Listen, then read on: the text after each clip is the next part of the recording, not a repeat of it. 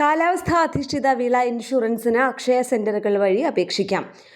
അപേക്ഷിക്കാനുള്ള അവസാന തീയതി 2025 സെപ്റ്റംബർ 30 നെല്ല്, തെങ്ങ്, കവുങ്ങ്, വാഴ, വെറ്റില, ഏലം, കശുമാവ്, ഗ്രാമ്പു, കൊക്കോ, ഇഞ്ചി, നിലക്കടല, മാവ്, ജാതി, കുരുമുളക്, പൈനാപ്പിൾ, പയറുവിളകളായ ഉഴുന്ന്, വൻപയർ, ചെറുപയർ, ഗ്രീൻ പീസ്, സോയാബീൻ, റബ്ബർ, എള്ള്, കരിമ്പ്, മരച്ചീനി, തേയില, കിഴങ്ങുവിളകളായ ചേമ്പ്, ചേന, കാച്ചിൽ, ചെറുകിഴങ്ങ്, മധുരക്കിഴങ്ങ്, മഞ്ഞൾ, ചെറുധാന്യങ്ങളായ ചോളം, റാഗി, തിന, ചാമ, ഉരുളക്കിഴങ്ങ്, തക്കാളി, പച്ചക്കറികളായ പാവൽ, പടവലം, വള്ളിപ്പയർ, കുമ്പളം, മത്തൻ, വെള്ളരി, വെണ്ട, പച്ചമുളക്, ശീതകാല പച്ചക്കറികളായ കാബേജ്, ക്യാരറ്റ്, ഫ്രഞ്ച് ബീൻസ്, വെളുത്തുള്ളി എന്നിവയാണ് വിളകൾ. കേരളത്തിലെ സാധാരണ വിളകൾക്ക് എല്ലാ ജില്ലകളിലും പദ്ധതി ബാധകമാണ്.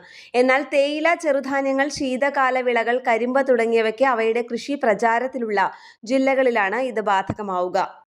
കാലാവസ്ഥാധിഷ്ഠിത വിള ഇൻഷുറൻസിൽ വെള്ളപ്പൊക്കം, മണ്ണിടിച്ചിൽ, ശക്തമായ കാറ്റ് എന്നിവ നിമിത്തമുണ്ടാകുന്ന വിളനഷ്ടങ്ങൾക്ക് വ്യക്തിഗത ഇൻഷുറൻസ് പരിരക്ഷ ലഭിക്കും. വിളയുടെ പ്രായം അടിസ്ഥാനമാക്കി ജോയിന്റ് കമ്മിറ്റിയുടെ ഇൻസ്പെക്ഷൻ റിപ്പോർട്ട് പ്രകാരം നഷ്ടപരിഹാരം നിർണ്ണയിക്കും. നഷ്ടം സംഭവിച്ച 72 മണിക്കൂറിനകം കർഷകർ കൃഷിഭവൻ അല്ലെങ്കിൽ ഇൻഷുറൻസ് കമ്പനിയെ നേരിട്ടോ രേഖാമൂലമോ വിവരം അറിയിക്കണം. കേന്ദ്ര കൃഷി മന്ത്രാലയവും സംസ്ഥാന കൃഷി വകുപ്പും സംയുക്തമായി നടപ്പാക്കി വരുന്ന വിള ഇൻഷുറൻസ് പദ്ധതിയാണ് കാലാവസ്ഥാധിഷ്ഠിത ഇൻഷുറൻസ് പദ്ധതി. ന്യൂസ് ഡെസ്ക് കേരള പ്രണാമം.